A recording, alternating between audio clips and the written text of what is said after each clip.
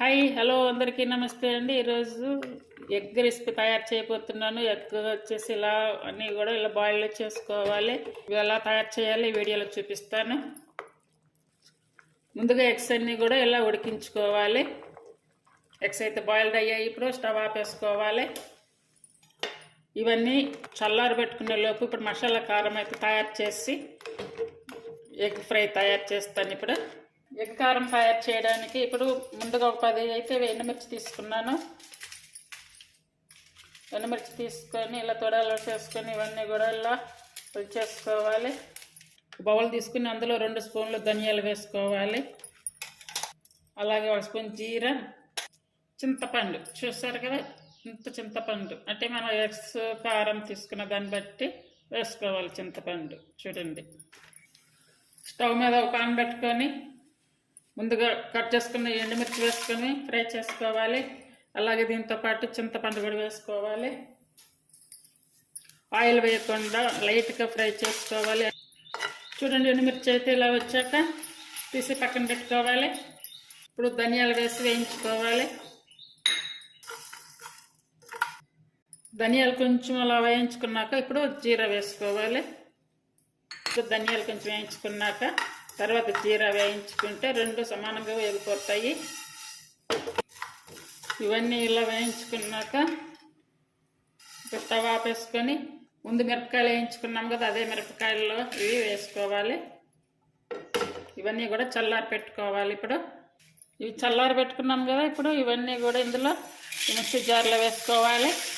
ఇవి మెత్తగా పౌడర్ చేసుకోవాలి. ఇప్పుడు టేస్ట్ సరిపడా సాల్ట్ వేయాలి. చూడండి, ఇలా మెత్తగా పట్టుకోవాలి. వెల్లుల్లి వేసుకోవాలి. వెల్లుల్లి అయితే ఒక 7-8 అయితే తీసుకున్నాను.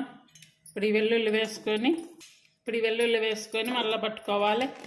ఎగ్ చేయడానికి కారం రెడీ అయ్యింది. ఇప్పుడు ఎగ్ ఫ్రై చేసుకోవాలి. ఉడికించుకున్నటువంటి ఎగ్స్ కూడా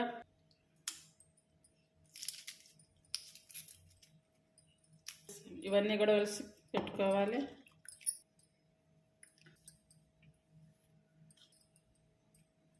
స్టవ్ మీద కడాయి పెట్టుకొని ఇందులో కొంచెం 1 టేబుల్ స్పూన్ ఆయిల్ వేసుకోవాలి. ఎగ్స్ అన్నీ కూడా ఇలా కట్ చేసుకోవాలి. అన్నీ ఇలా తయారు చేసుకోవాలి.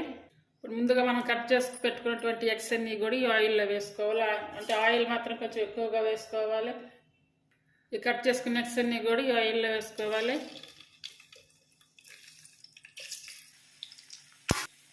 ఎగ్స్ అన్నీ కూడా ఆయిల్లో మంచిగా ఫ్రై చేసుకోవాలి. వేయించుకునేటప్పుడు మాత్రం కొంచెం జాగ్రత్తగా ఫ్రై చేసుకోవాలి.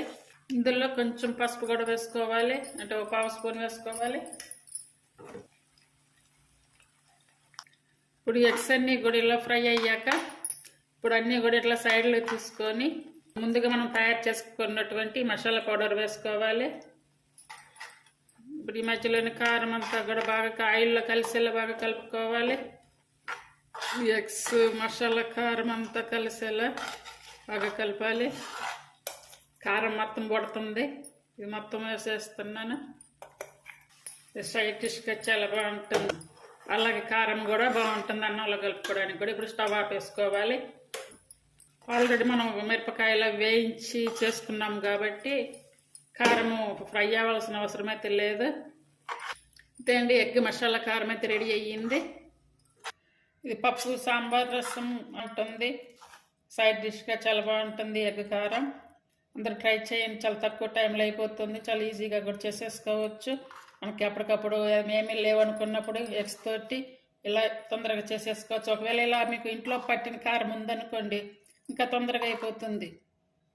ప్లీజ్ నా ఛానల్ రెసిపీస్ మీకు నచ్చినట్టయితే ప్లీజ్ లైక్ చేసి షేర్ చేసి సబ్స్క్రైబ్ చేయండి. అలాగే ఛానల్ సపోర్ట్ చేయండి. అలాగే రెసిపీని తయారు చేయండి. చాలా ఈజీ రెసిపీ, చాలా తక్కువ టైంలో అయిపోయే రెసిపీ ఇది. అందరూ ట్రై చేయండి, చాలా బాగుంటుంది taste. Thank you for watching.